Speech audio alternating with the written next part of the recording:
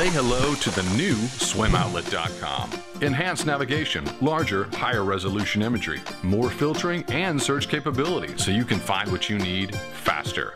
As always, low price guarantee and free shipping on $49. The redesigned SwimOutlet.com. Dive in, say hi.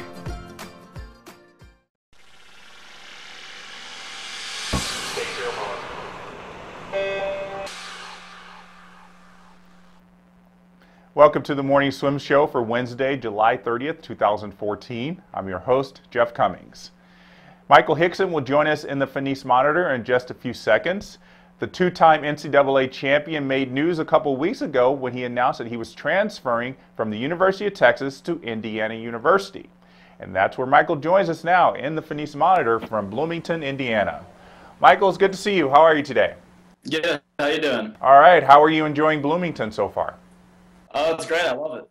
And, well, you know, Indiana's obviously got a lot harsher winters than Austin, but you're from Massachusetts, so I imagine nothing's going to change for you. You'll be used to it.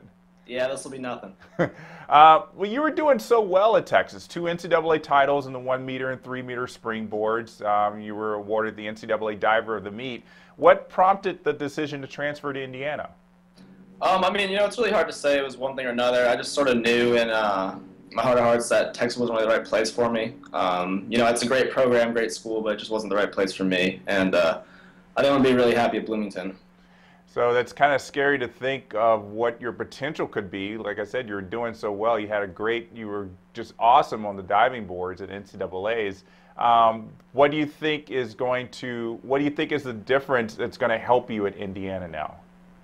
I mean, there's going to be a lot of things. We're going to have a great training environment between Nick McCrory, Darian Schmidt, and Jimmy coming in from Australia. The men's team there is just going to be absurd, as well as the rest of the college divers. You know, it's a great team, great training environment. And Coach Drew Johansson is unbelievable. You know, we do a lot of stuff in the water belts, as well as a lot of video work. And I think that's the things you need to do to get to the next level. And he's very big on that. Interesting. Underwater water belts, is that what you said? Water belts. So it's like a rig system that you can, like, use in the water. Like most people do belts on a trampoline or over a dry board, but he has them over the water. He's one of the only people in the country that have them. So I know what you're talking about. So basically you're working on your new dives on the actual springboards, but you're hooked to a harness of sorts, and so you're able to kind of figure out what it's like to be on the springboard working on these dives instead of kind of like a simulated environment. Yeah, exactly. It's crazy. I did it for the first time the other day, and it's really awesome. So you're actually kind of, I guess, suspended in midair, I guess you could say sometimes? Yeah, exactly. That would be really cool. Maybe I should go out to Bloomington and try that sometime. That sounds wild. Yeah, I'd love to have you, for sure. Well, you were talking about some of the people that are training with you. I mean, it's just a top-notch group. Nick McCrory, Darian Schmidt, as you said, and you know, what has been kind of outside of this new the training belt thing? What's been the biggest challenge for you in terms of making this adjustment? Well, I'm just sort of getting settled right now, but I imagine it's not going to be too huge on challenges. I mean, I'm here because there's a great opportunity, and you know, all these guys have been around there are so good. I see that more as a great opportunity to learn from them and compete with them every day than, you know, less of a challenge, you know. And Darian and you are synchro partners internationally, correct? Yeah, I do.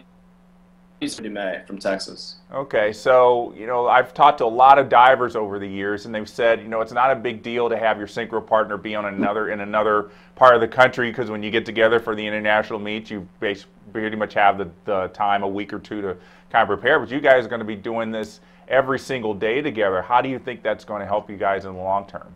Yeah, I would say it's not a big deal to not train with your synchro partner, but it's a huge deal to be able to train with your synchro partner. And, you know, it was huge for me in Troy at Texas, and it'll be huge for me at IU.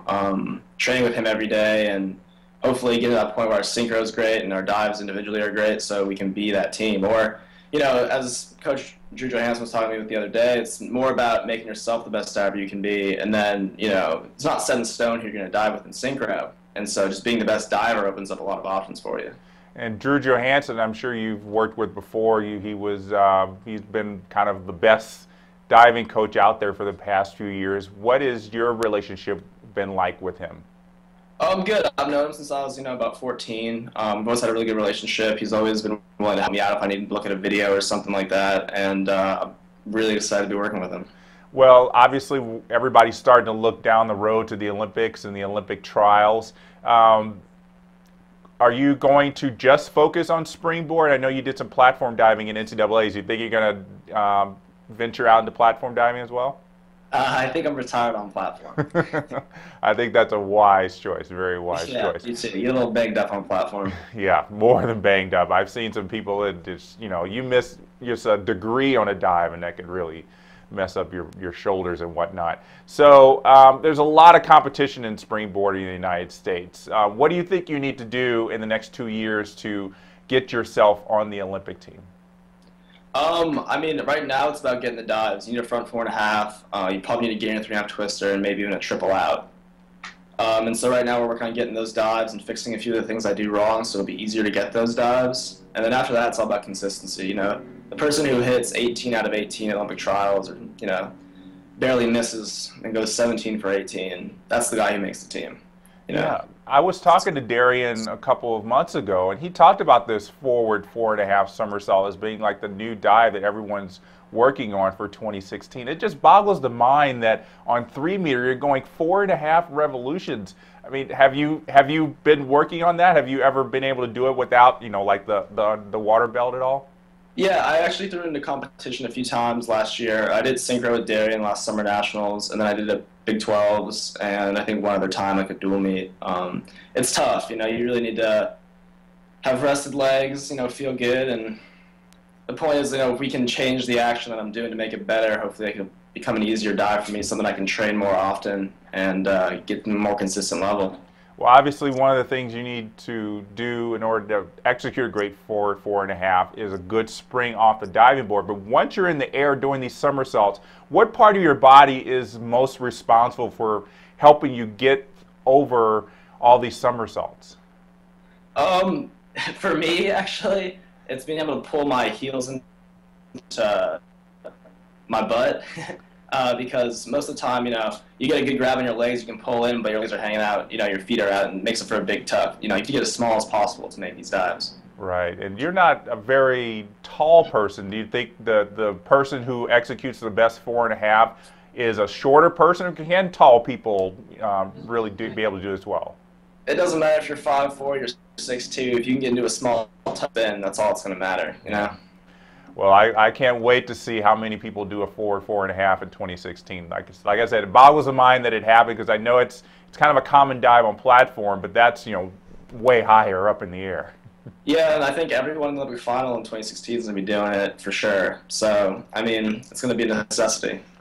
Well, I know you got to get to the pool to work on that and other dives, but before we let you go, Michael, I want to submit you to the final 5. These are 5 questions that we ask our guests on the morning swim show. So, first question for you is, if you could trade lives with any diving celebrity for a day, who would it be?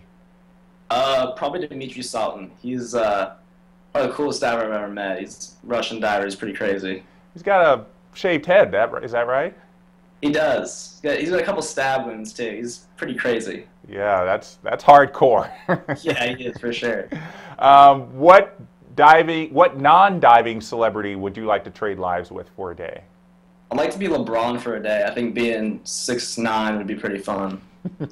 See the world from a different height.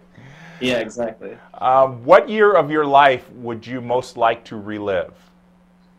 Oh, man, that's tough. I'm just going to try and enjoy this year. Just looking ahead to the future. I understand that. What's your favorite movie, Michael? Favorite movie? Probably Boondock Saints, Massachusetts guy. All right, I understand that. All right, last question for you. What's your favorite season, summer or winter? Gotta be the summer, Not looking forward to the winters here in Bloomington, but, You got to do it. I'm sure you'll. When you get to the pool every day, you'll make up for having to trudge through the snow. Yeah, exactly.